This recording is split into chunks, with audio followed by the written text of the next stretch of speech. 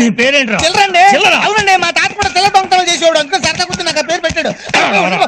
దొంగతనం జరిగిన సేపు అయింది. సార్ ఏం యాక్షన్ తీసుకున్నారు? సార్ ఏరియాలో ఉన్న రౌడీల్ని దొంగల్ని అందరిని పట్టుకొచ్చాం సార్. అనుమానం వల్ల ఏ ఒక్కడిని వదలలేదు సార్. అవును సార్. వాళ్ళు ఎక్కడ? బయట ఉన్నారు సార్. పైకి చూడరా. సార్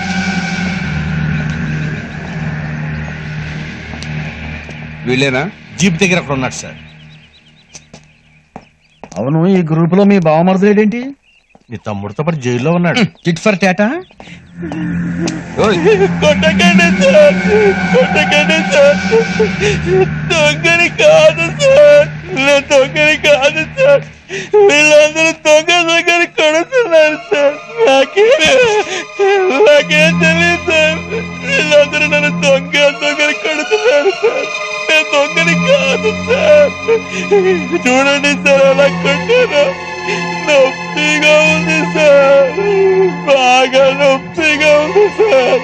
నేను దొంగని కాదు సార్, నేను దొంగని కాదు.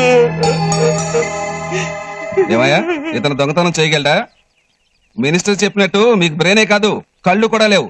అంత ఎత్తు నుండి డబ్బుతో ఎలా దొంగతాడయ్యా? దీనికి పోలీస్ బోర్ అక్కర్లా, కామన్ సెన్స్ ఉండాలి.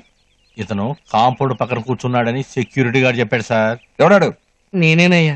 ఏమయ్యా, అతను నిలబడేందుకే ఇబ్బంది పడుతున్నాడు, కూర్చోక ఏం చేస్తాడా? ఏమయ్యా, అనుమానించో బాగానే ఉంది.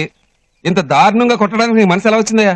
నేను కొట్టలేదయ్యా, ఎవరు కొట్టారో నాకు తెలియదు. Shut up! అంటే నీ ఉద్యోగం పోతుందని ఎవరిని పడితే వాడిని ఇరికించేస్తావా?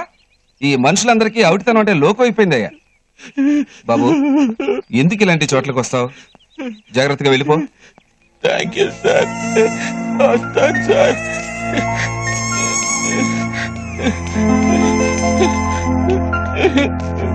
ఎలా కొట్టారో దొంగని కాదు.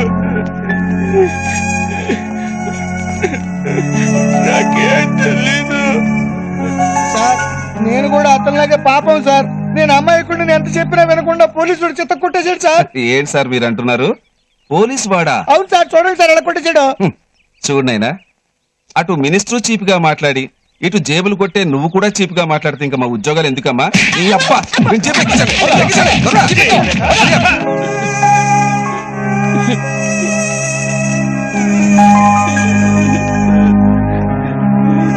దొంగని కాదు.